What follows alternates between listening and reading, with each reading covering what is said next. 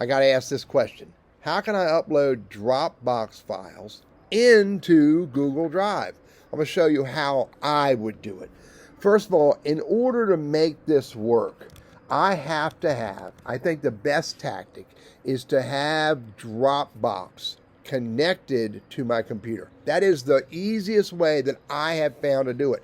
Now, I have a huge Dropbox of system, lots of files, but they are not all accessible. So if you look, some of these files you can see they're online, available online only, where this right here is available offline. So what I have to do is I have to take some of these files and I have to make them available offline. And once I make them available offline, then I can go back to Google Drive and do this step. In Google Drive, I can say new, I can say folder or file upload. I can go to my Dropbox. I can go to the folder that has the file that I want to get. Let's go get one right here under temp.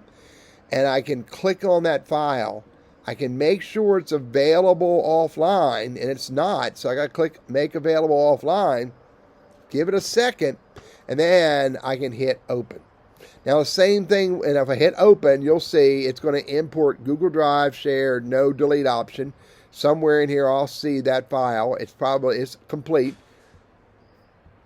There it is, Google Drive shared, no delete option. Now if I want if I want to do an entire folder, then I have to hit new, folder upload, and then I can go to Dropbox. I can find the folder that I want to upload, make sure that folder is available offline. And if the entire folder is available offline, wait for that to turn green. And now that I got the little green check mark, now I can hit upload, and weak ties, upload 2 files to this site, hit upload. It's going to upload the folder and the files that are in the folder. Let me see when it gets done.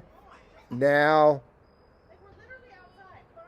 it's done. Now I can double click on the folder, and there are the 2 files. Bottom line, and the easiest way that I've found to do this, especially for bulk files, is to connect my Dropbox to my computer and then make the files that are in Dropbox that are marked online only, make them available offline, and then I can upload them just like I would from my own computer. I'm Teddy, your Google Workspace and Gmail guy. I hope this is helpful for you.